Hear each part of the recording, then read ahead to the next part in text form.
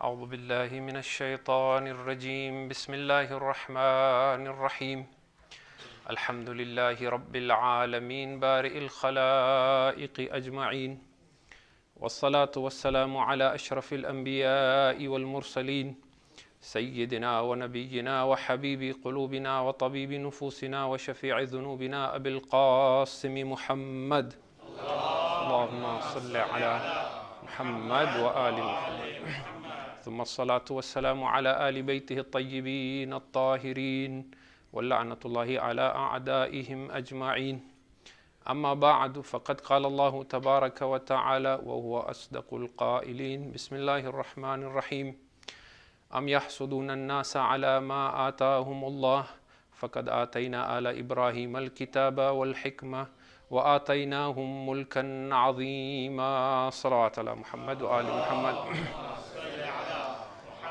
وآل محمد. First and foremost, on this happy occasion, I would like to congratulate all of you and your families on the Wiladat of Sayyida Zahra, Sayyidatun Nisa'il Alameen. Allahumma salli ala Muhammad wa ali Muhammad.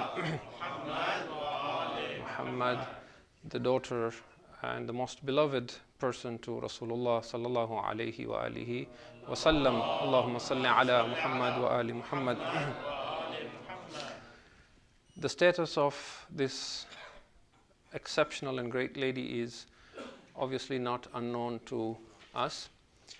And one of the most amazing things about this great personality is that most of the fada'il, most of the excellences and the ahadith that we have with her regard in our books, they are also to be found at times even more abundantly and copiously in the books of the Ahlul Sunnah.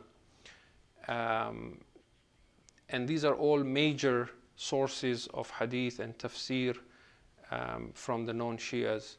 So from Bukhari to Muslim to Tirmidhi to Nasa'i, when you come to tafsir, Zamakhshari, Fakhruddin Razi, Tha'labi, Suyuti, wa alaikum salam. These are all giants in the Sunni world of scholars in different centuries, and they have all spoken with really amazing and glowing praise for her.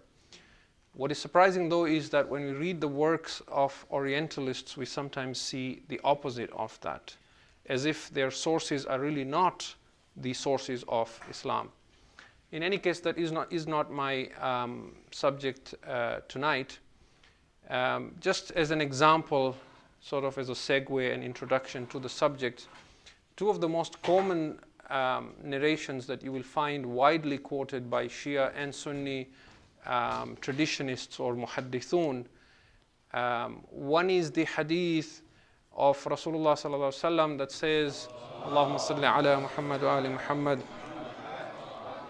that says Fatima is Sayyidatun Nisa'il Alameen, that she is the leader of all the women of all times in the universe, ever in the world.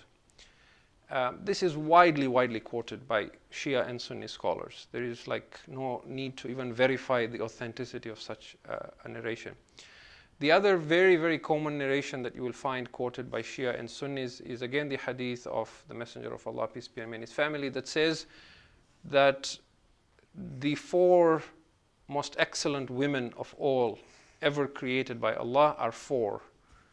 And he mentions in that Asiya bint Mazahim, the wife of Fir'aun, who was the foster mother of Musa alayhi salam, Maryam, the mother of Isa alayhi salam, and then Khadija bint Khuwaylid, the first and most beloved wife of the Prophet himself, and of course Fatimatu Zahra, Sayyidatun Nisa'il Alameen. Allahumma salli ala Muhammad wa ali Muhammad. Ali Muhammad. And this again is very widely quoted. We would need a whole separate session just to give you the references and say who has said what about these traditions. And what is amazing is that when you read books of Orientalists even now that are being written, you don't see this being reflected. For example, all books written in the recent past about the Prophet, they all will say Aisha, the most beloved wife of the Prophet. Aisha, the most beloved wife of the Prophet. But according to Bukhari and Muslim and all sources of hadith, the most beloved was Khadija alayhi salam. Right? Or for example, again with regards to Aisha as the wife of the Prophet, the most beloved person to the Prophet. But the most beloved was Fatima. This is like undoubted when you read the books of hadith and tafsir. In particular, there are certain verses of Quran, you will find this being argued very strongly by the non-Shias. Just as an example, in Surah Al-Imran, verse 42, Allah praises the mother of Isa alayhi salam, Maryam. And He says that the angels said to, Allah sent the angels to Maryam to say, Ya Maryam, inna Allah astafaki wa tahharaki wa astafaki ala nisa'il alameen. O Maryam, Allah has chosen you and purified you and chosen you above the women of all the world. Twice chosen you. Istafaki wa tahharaki wa astafaki ala nisa'il alameen.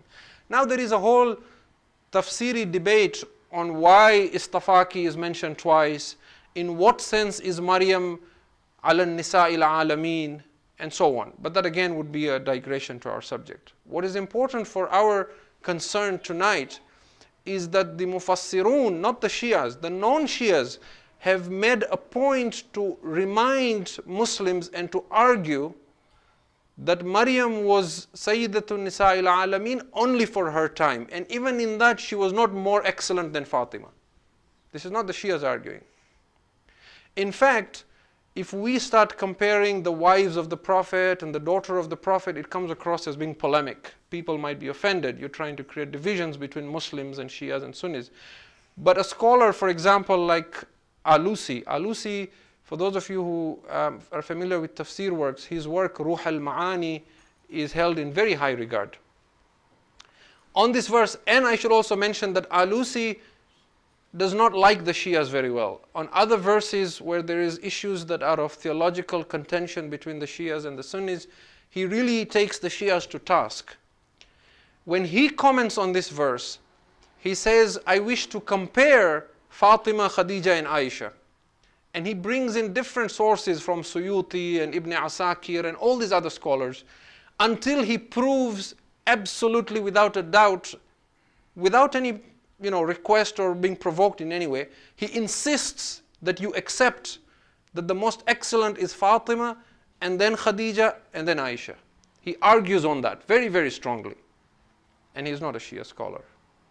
And he brings all the possible arguments that any Muslim might bring to prefer anyone else over Fatima alayhi salam and her mother, and then he argues against that.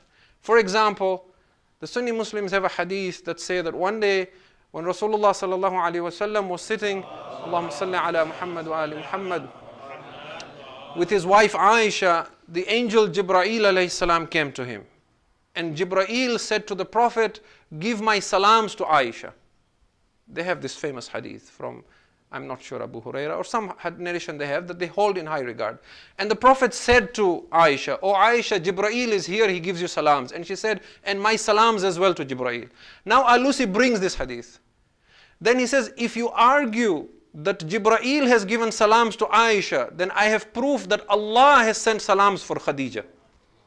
See, he argues on every point and brings a hadith, for example, from Suyuti and Ibn Asakir, that after the Prophet said the four women who are the most excellent are Asiya and Maryam and Khadija and Fatima, then the Prophet added, and the most excellent of them is my daughter Fatima az-Zahra salawatullahi alayhi. Allahumma salli ala Muhammad wa ali Muhammad. Then of course, we have the Quran. When we talk of the ayat of Tathir, we talk of the ayat of Mubahala, we talk of Surah Al-Dahr, overflowing with the fada'il of this great lady. Then we come to the hadith of the Prophet himself and the narrations in history in how he treated her different from how a father would treat his daughter. It was more than just love for a daughter. For example, when a daughter enters the room, the father does not stand up in respect for his daughter. The daughter should stand up in respect for the father. But the Prophet, peace be on him and his family, would stand up to receive this daughter of his and kiss her hands and make her sit beside him. Both Shias and Sunni narrators report that when he left Medina on an expedition or a battle or for any reason, the last house he would visit is the house of Fatima. And when he returned to Medina, the first house he would go to would be the house of Fatima alayhi salam. So there are numerous of such traditions. And then Fatima tu bid'atum minni. Fatima is a piece of me. Man adaha fakad adani. Whoever hurts Fatima hurts me. Whoever angers Fatima angers Allah. And then the hadith of the Prophet, every man's progeny will continue through his sons, but my progeny continues through my daughter. And then the hadith of the Prophet, the Imams after me are 12, and they will all come through Fatima. And then the hadith of the Prophet, the Mahdi is from my descendants, his name shall be my name, and he shall be from the descendants of Fatima alayhi salam. These are all common ahadith mentioned by Shia and Sunni scholars. Now, when we establish this as a premise, when we establish this as a basis, and when we bring this to the forefront of our thought, that this lady is not an ordinary lady. She is exceptional in the history of the world, not just Islam. That when Allah Azza wa Jal wishes to introduce His own Prophet, He introduces him through her. He says, Hum Fatima, wa abuha wa ba'luha wa banuha. Allahumma salli ala Muhammad wa ali Muhammad. Which means she is the axis around which everything rotates. Not just the progeny and the family of the Prophet, but the Prophet himself. She is at the center. When we understand her excellence, the question that comes to mind then is, why and how would history have denied the Ahlul Bayt alayhimus salam their right, knowing that it can only come through the descendants of Fatima alayhi salam? If it is so glaring, if it is so obvious, if this hadith is found in such abundance by all Muslims, then what went wrong? There must have been something. And this is really the subject that I wish to touch upon this evening. And there are obviously very many reasons we might look for in history to say those who had political ambitions, whether it was the Umayyads or whether it was the Abbasides or whether it is even today those who might be opposed to the school of the Ahlul Bayt alayhimus salam, in what way do they justify that anyone else could have had the right of successorship to Rasulullah sallallahu alaihi wasallam besides the descendants of Fatima alayhi salam? In what way? I will just discuss three different plots, if you like, or three different ideas that were promoted amongst Muslims and spread amongst people to downplay the importance of this great lady, okay, to compromise the status that Allah subhanahu wa ta'ala had blessed her with. The first argument, the first of the three possible arguments that have been put forth in history is that this whole idea of being attached to the family of the Prophet is actually a Jahiliyyah idea. It comes from Ayyam Jahiliyyah. Why? Because pre-Islam, there was no concept of Muslim brotherhood or of piety or of saying the most excellent amongst us is the most pious amongst us. It was based totally on tribalism, on what is called Asabiyya. The Quraysh believed we are the most superior tribe. So what the Shias have done is they have clung or held on to this tribalistic idea that we must attach to the family of the Prophet because tribe comes first. And obviously the tribe and the family of the Prophet should be given more importance than the tribe and the family of anyone else. So not based on any principle, not based on Quran and Hadith, but merely based on a Jahiliyyah idea is what motivated the Shias to insist that the right belongs to Fatima and her children. This was one argument. There was another argument given in history to say that a man can only be inherited and succeeded, and his name can only be preserved, and his legacy can only be upheld through his sons. Fatima, being a woman, cannot be a successor to the Prophet. And Ali alayhi salam was the son-in-law of the Prophet. A son-in-law does not inherit from his father-in-law. He does not take the legacy of his father-in-law. Therefore, Fatima and Ali alayhim salam have no right to claim successorship to the Prophet. This was the other argument. And the third argument that was given was that, na'udhu billah, Fatima alayhi salam, being a woman, was in some ways weak, because women tend to be emotional. When they are faced with some unpleasant experience in life, or when they disagree with a matter, they give reasoning a backseat and they let their emotions take over. And they make judgments and criticism based on their heart and instinct. And therefore, by virtue of being a woman, what she stands for cannot be taken so seriously, because after all, she is a woman. So these are three different arguments. Now we want to look at each one of them. If you can recite as-salawat ala Muhammad wa ala.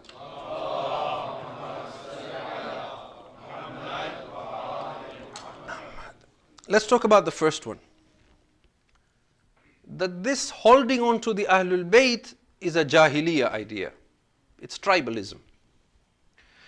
This idea is a modern argument. It's not so old. And it is largely pushed by the Wahhabis. It is not pushed by the Sunni Muslims. It is pushed by the Wahhabis who call themselves Salafis. That you are just being tribalistic. And I've heard this myself over the internet, scholars from the Wahhabis to say that this is why the Shias hold on to the Ahlul Bayt. What is most ironic is that Hijaz is ruled by a tribe, and they have renamed the country to Saudi Arabia, Saudi Al Saud.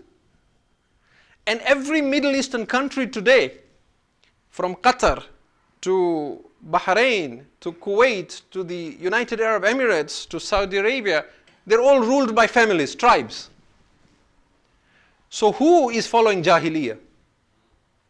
This is a glaring example. The Shias have been Jahil 1400 years. Why do you hold on to Jahiliyyah? Why do you not choose your leaders based on piety and taqwa and principles of Quran and Hadith? This is the first argument.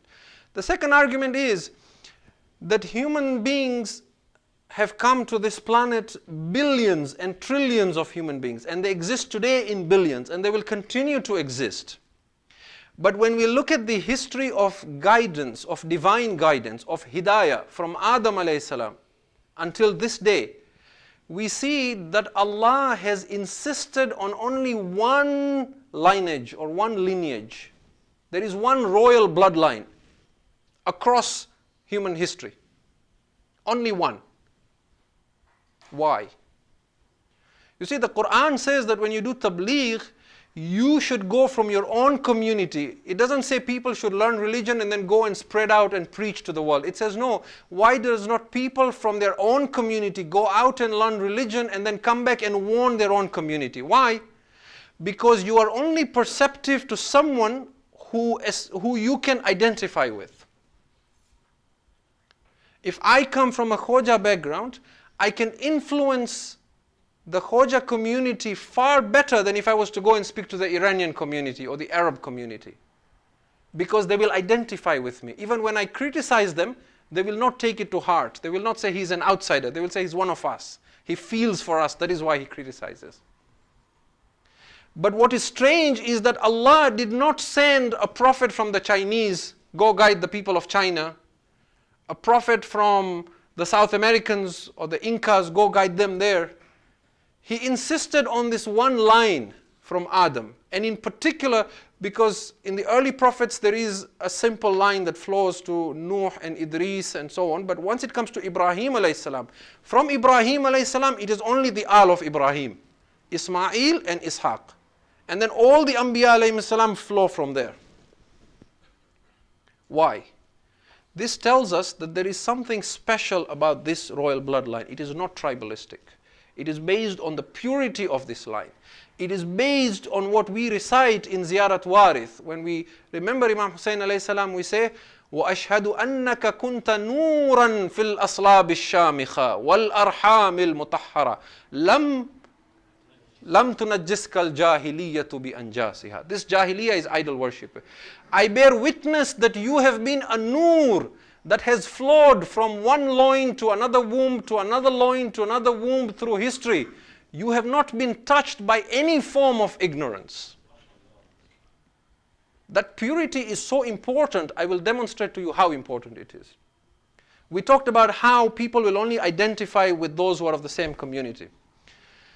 After Ibrahim alayhi salam, from his son Ishaq, he had a son called Yaqub. Yaqub had 12 sons, one of whom was Yusuf alayhi salam. So Yusuf is from Banu Israel. He is an Ibrahimi. He is from Ibrahim alayhi salam. Allah wants to send guidance to Egypt, to the people of Fir'aun. Now here there is a dilemma. What I would do if I was God is I would create a prophet amongst the Egyptians. If Yusuf grows up into an adult and then goes to Egypt, they will not listen to him because they will say he's an outsider. If you read the Quran, when Hud and Saleh alayhi salam go to the qawm of Ad and Thamud, or when Lut preaches, or when Nuh preaches, or when Musa alayhi salam preach, they say, Ya qawmi, oh my people. They don't say, I've come from 2,000 miles away, I've been sent by God. So what Allah does is, Yusuf falls into a well. He is taken as a slave while he is a young boy. He grows up amongst the nobles of the Egyptians from the time he is a child.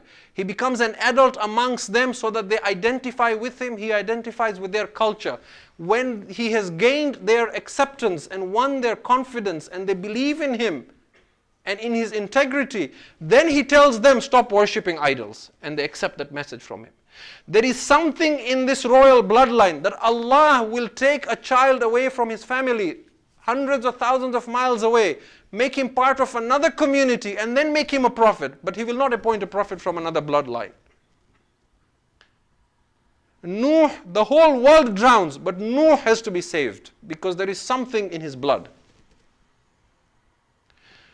Hundreds and thousands of children are slaughtered by Fir'aun, but Musa is saved and raised in the palace of Fir'aun because there is something in him that flows in his veins.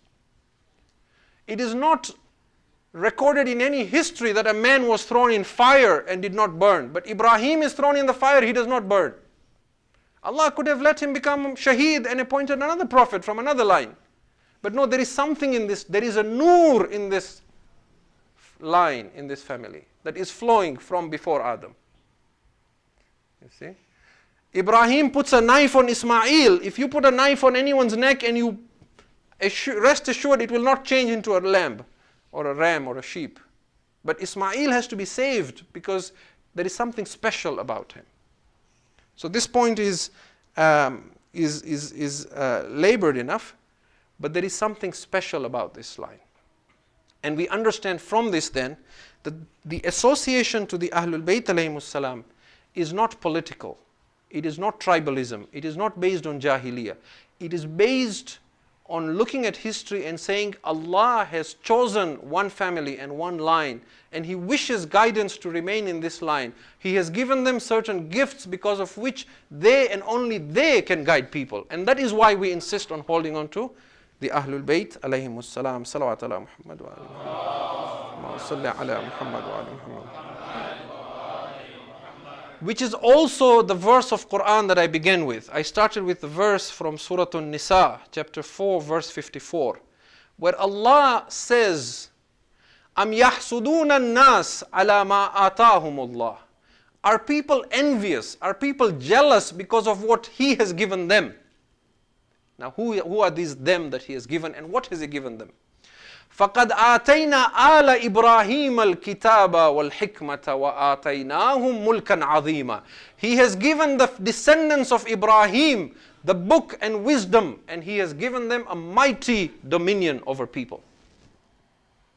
And Imam Muhammad al-Baqir, salawatullahi wa salamu alayhi, Allahumma salli ala Muhammad wa ali Muhammad, he says, we are Ali Ibrahim, and this Mulkan Azim is our imamat. But the point to remember here is that Allah is saying, are people jealous? I have given them book and wisdom. Who are you to say this is tribalism or this is this or that? But it is again not for every descendant of Ibrahim. Because the Banu Umayyah could also say we are descendants of Ibrahim. The Banu Abbas could also say we are descendants of Ibrahim. Ibrahim, when he was told by Allah, I make you a Nabi, he did not say, will my children become Nabi also? I make you a Rasul, he did not say, will my children become Rasul also? But when Allah said, Inni ja'iluka linnasi imama, I make you an imam over people, he immediately knew this was something special. He said, wa min dhurriyati, what about my descendants? Can you make them all imams? And Allah says, no. La yanalu ahdi dhalimin. This covenant will not come to the wrongdoers, to the unjust from your descendants. So first of all, this فَقَدْ آتَيْنَا آلَ إِبْرَاهِيمَ الْكِتَابَ وَالْحِكْمَةِ. When you want to know who from Ali Ibrahim are the ones who have been given mulkan azim, who have been given imamat, they should not be dhalimeen. And they should have the kitab and the hikmah. They should have the knowledge of the book and the wisdom. They should be able to sit before anyone and say, Saluni, Saluni, qablan tafqiduni. Salawat ala Muhammad wa ali Muhammad wa ali Muhammad. In the interest of time, we come to our second argument. The second argument was that descendancy and successorship to the Prophet cannot come through Fatima alayhi salam because she's a woman. And it cannot come through Ali because he's the son-in-law. This argument was pushed by the Banu Abbas. Why? Because the Banu Abbas were descendants of Abbas, the uncle of the Prophet. This Abbas had a son called Abdullah ibn Abbas, who is well known in history as Ibn Abbas. This Ibn Abbas was actually a very close companion of Imam Ali alayhi salam. He was a student of Imam Ali alayhi salam. The Sunnis quote tafsir of Quran very widely. A lot of their tafsir is from Ibn Abbas, from Abdullah ibn Abbas. But Ibn Abbas took it all from Imam Ali alayhi salam. And Nahjul Balagha, there's a lot of references to this Abdullah ibn Abbas. So the Banu Abbas argued that because Fatima is a woman, we, the descendants of Abbas, are the closest relatives to the Prophet. It was important for them to push this card that Fatima and Ali are not eligible because that was the only way they would hold on to their sovereignty. They would validate that we are the rightful successors of the Prophet. Now very quickly, before I respond to this, I want to just show you proof of this. What I have here is a book that is a part of Tabari's history. Usually when we quote Tabari, some of the Muslims who don't like the Shia, they say Tabari is not an authentic source. He has quoted many traditions that are not authentic from here and there, and we don't rely on Tabari. This particular part of Tabari, or this volume, in English it's volume 34, Tabari compiled it during his own time. So a lot of the history of Tabari was before his time. But this is the history that took place or occurred in his lifetime. So it was as if Tabari was writing current affairs. And this is the history of the caliphs of Mutawakkil and Muntasir and so on. He is talking about the caliph Mutawakkil. Look at how important it was for the Banu Abbas to prove that Fatima and Ali alayhi salam are not deserving to be successors of the Prophet. A man by the name of Marwan Abu Simt was a poet. He comes to Mutawakkil and recites some poetry, for which Mutawakkil rewards him generously. Now before I quote the few verses or stanzas of the poetry, let me tell you what he was given as a reward. When he recited this poetry, Mutawakkil first of all appointed him as the governor of Bahrain and Yamama. That was his first reward. The second reward was he was given 4 robes of honor in the public audience hall. So in the majlis of the caliph, to be given a robe, an expensive robe, was a great, great honor in those days. It was like being given a medal of honor or being recognized before the whole nation. It was a big thing. He's given 4 expensive robes of honor. And then 3,000 dinars, gold coins, are sprinkled on his head. And he's given that. And then 10,000 dirhams are sprinkled on his head. Governorship, all that. What did he say in his poem? He just read one poem. He got all this. He said, the kingdom of the Caliph Ja'far. Ja'far was the name of Mutawakkil. The kingdom of the Caliph Ja'far bodes well-being for this world and the next. It is good for Ja'far to be the Caliph in this world and in the next. O Ja'far, he tells the Caliph, yours is the heritage of Muhammad, and by your justice oppression shall be banished. The daughter's sons are hoping for the heritage, but they do not have a right to it. Now the daughter's sons are who? The daughter is Fatima. The sons are the imams. Right? In this particular case, it was the 10th Imam, Imam Ali al-Hadi alayhi salam. So the daughter's sons are hoping to be the successors of the Prophet, but they have no right to this. And the son-in-law as well is not an heir. That means Imam Ali alayhi salam. And the daughter does not inherit the caliphate. This is the English translation. Those who pretend to your legacy shall only have regret, and so on and so on and so on. He reads, the heritage is not for anyone but you, nor by God, neither is the honor, and so on. After reading all this, the caliph is so pleased. Why? Because he has just put some more cement on the foundation of the Banu Abbas, that we are the descendants. And he has captured their argument in a poem. So he has given governorship and gold and all that. The argument, though, is a very weak one. Why? First of all, Imam Ali alayhi salam is not just the son-in-law of the Prophet. He is also the cousin of the Prophet. Just as Abbas is the uncle of the Prophet, so is Abu Talib. So Abdullah bin Abbas is as a cousin to the Prophet as Ali is a cousin to the Prophet.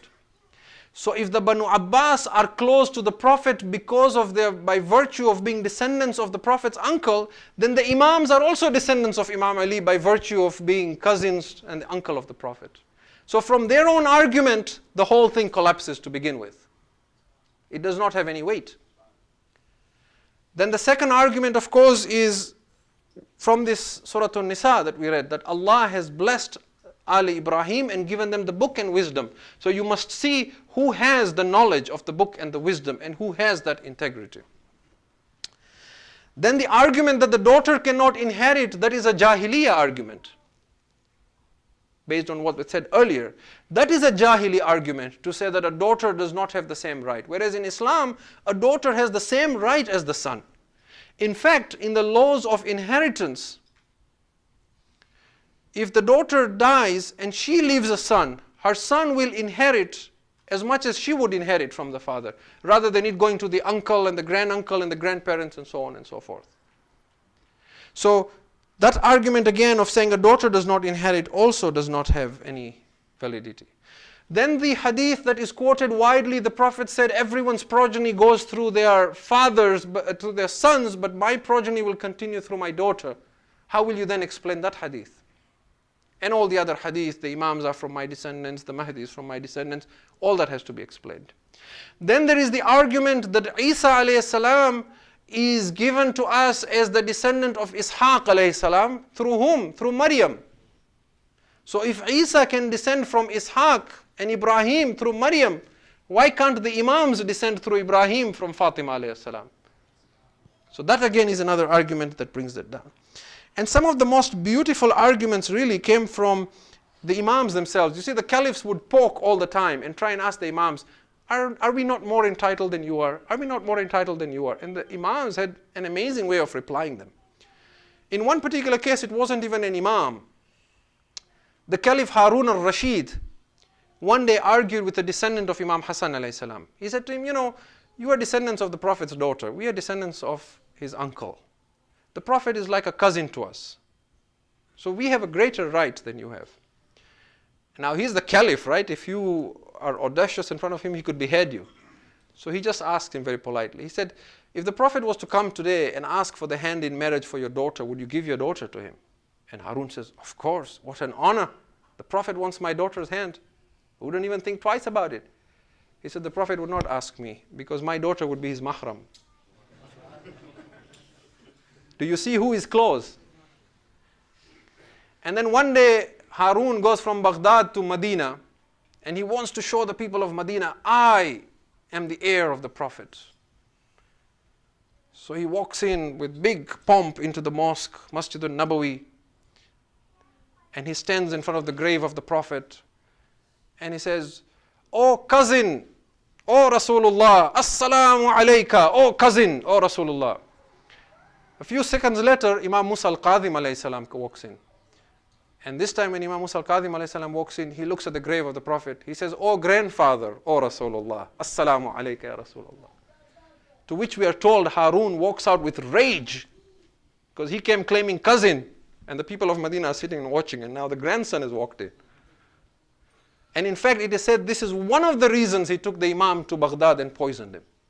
Because this was breaking the foundation of the Banu Abbas. And that is why Fatima is so important to us. Because she defines the right of the Ahlul Bayt alayhi salam. Without her, everything does not fit in place. She is the axis. A descendant of Imam Ali alayhi salam is not necessarily an Imam if he is not from Fatima. He is an Alawi, but he is not a Fatimi. So she actually is the glue that holds everything together. Okay. And then the final point that I come to, and I won't take too much of your time, was this argument to say that she is weak as a woman and emotional. This argument was pushed by the Muslims who, when they read history, they found that Fatima alayhi salam was insistent on the right of her husband. And she refused to budge on that. You see, when it comes to the issue of Imam Ali alayhi salam and whether he pledged allegiance to Abu Bakr or not, Muslims have different opinions. Even the Orientalists and scholars. The Shias Khair say that the Imam did not pledge allegiance at all to the first Caliph. The Sunni Muslims and the Orientalists write, some say he didn't want to, but he was forced, or the Caliph said, as long as Fatima is alive, I will not force Ali to pledge allegiance to me. And then after 6 months, then he pledged allegiance to him, and so on and so forth. But nobody argues about the stand of Fatima alayhi salam. And again, that is why she is so important. Because every time somebody argues with you, well, Imam Ali did pledge allegiance to the caliphs. Well, Imam Ali did pray behind them. Well, Imam Ali did give advice to them. The question is, what was Fatima's stand with their regard? Given that the Prophet said, whoever angers her, angers me. Whoever angers me, angers Allah. Is it not a fact that salam is wajib, but she refused to do salam, to reply their salam? See? So she becomes very, very important. It goes beyond just polemics. It goes beyond just... Now, how would you then fight this argument? Because you cannot call Fatima alayhi salam, na'udhu billah, a liar. You cannot say that what she said was wrong, or that the Prophet didn't really love her, or her status when she is angered, Allah is not angered. So the only way to explain this was to say, she is a woman. When she got angry, she got emotional. She said things out of emotion, because she's a woman. But was it just that? And I want to share just 2 things with you and inshallah end. To show you how much knowledge Sayyida had. Because we normally speak of her purity. Of course, in her purity, she's absolutely unmatched. But in her knowledge as well, just to give you an example, and this is something I stumbled on myself by accident, and it just brought this great realization to how special and how knowledgeable she was. When we speak of knowledge, right? I mean, typically, when we talk of nobility, it's impossible to speak of noble character without bringing in the Rasulullah sallallahu alaihi wasallam as representing that. When you speak of loyalty or wafa, you cannot speak about it unless you bring Abul Fadl al-Abbas alayhi salam, for example. He represents that. When you talk of courage or knowledge or oratory, you bring Imam Ali alayhi salam immediately. You talk of generosity, Imam Hassan, he has to be in that picture. You speak of sacrifice, martyrdom, even before I say the name, you know it's Imam Hussein. He symbolizes it. When you speak of modesty, chastity, purity, you speak of Fatima alayhi salam, right? But look at the issue of knowledge. I found the khutbah, when I read the khutbah of Sayyida alayhi salam after the demise of her father, when she went to Masjid Nabawi and she addressed the Muslims in front of the Caliph Abu Bakr, the words she said to the people, she said, "O Muslims, you are downtrodden, you are lowly people. Your neighbors were looking at you like vultures. You drank water from the side, from the gutters. You buried your daughters alive. You married your stepmothers. You had no values. You built idols of stone and wood and you prostrated yourself before that. Allah saved you through my father."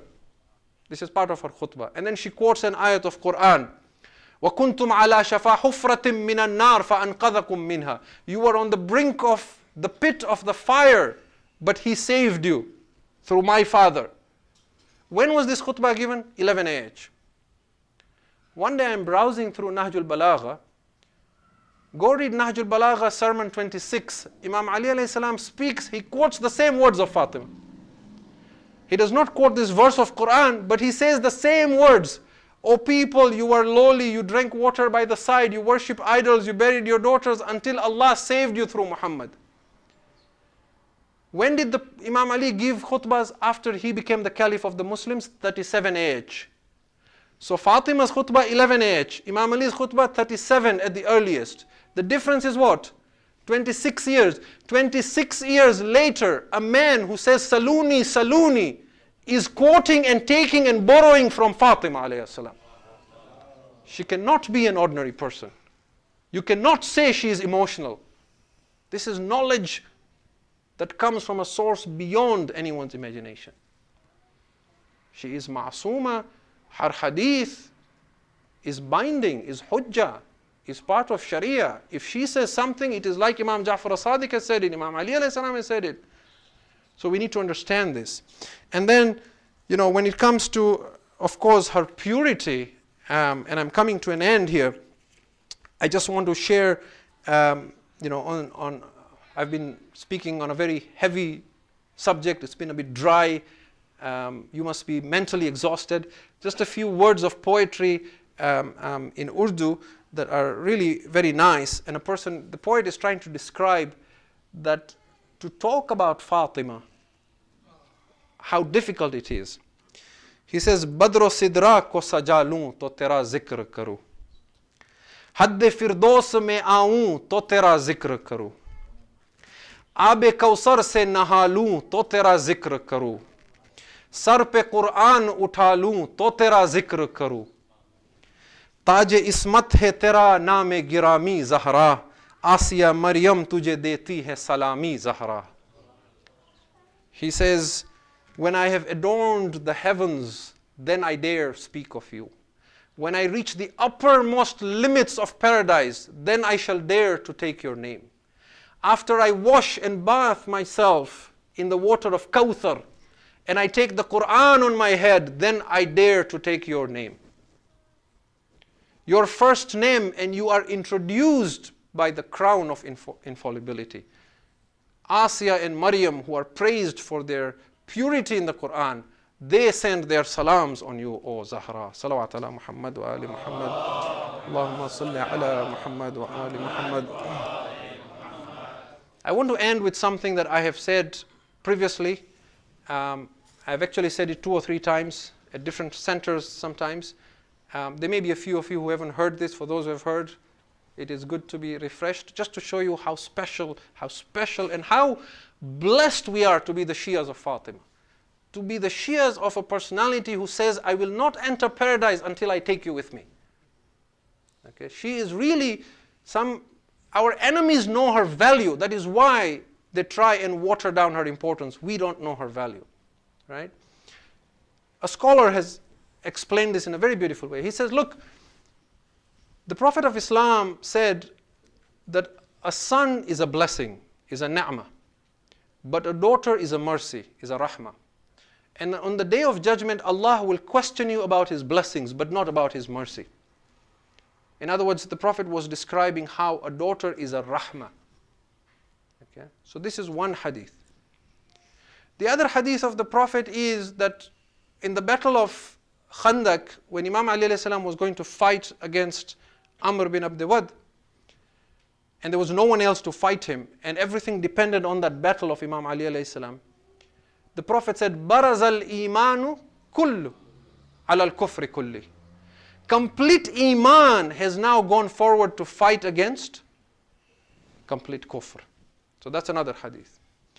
The other hadith of the Prophet is that a man's iman is incomplete until he gets married. When he gets married, then his faith is complete. The other hadith of the Prophet ﷺ is that the feet of a mother are jannat for her children. The other hadith of the Prophet ﷺ is Al-Hasan wal-Husayn Sayyiday Shababi Ahl al-Jannah. The ayat of Quran is that, O Rasul, we have sent you وَمَا أَرْسَلْنَاكَ إِلَّا رَحْمَةً لِلْعَالَمِينَ. We have sent you as a mercy for alameen. Now bring all this together and see Fatima in this light. A daughter is rahmah for the father. The Prophet is rahmatun lil alameen. Fatima is rahmah for rahmatun lil alameen. Ali is complete iman. But a man's iman is completed when he gets married. Fatima completes the iman of kul iman. And Hassan and Hussein are Sayyida Shababi Ahl al-Jannah. But Fatima's feet are Jannah for Hassan and Hussein. How then do you describe a lady who is Rahmah for Rahmatul lil Alameen, who completes the iman of kul iman, whose feet is Jannah for Sayyida Shababi Ahl al-Jannah? We pray to Allah subhanahu wa ta'ala on this blessed night, oh Allah, we ask you for the sake of Fatima al-Batul al-Zahra, Sayyidatun Nisa'i al-Alameen, oh Allah, forgive us our sins this night. Oh Allah, for the sake of Sayyida, we ask you, oh Allah, to bless our homes and bless our children. Oh Allah, bihaqqi Muhammad wa ali Muhammad, we ask you to bless our men and our women, and in particular our youth, with modesty and chastity and purity of heart. We ask you, oh Allah, for the sake of Sayyida, that those who are sick may be granted health, and those who have passed away may be granted maghfirah. Oh Allah, we ask you for the sake of Sayyida that you hasten the appearance of our Imam. Oh Allah, we ask you for the sake of Zahra alayhi salam, her Shias who are suffering all over the world, particularly in Bahrain, in the Middle East, in Pakistan, in Iraq, in Hijaz, in all these places. May Allah grant them relief and give us soon victory, inshaAllah. We ask Allah to grant us the شفاء of Zahra عليه السلام يوم القيامة. ربنا تقبل منا إنك أنت السميع العليم.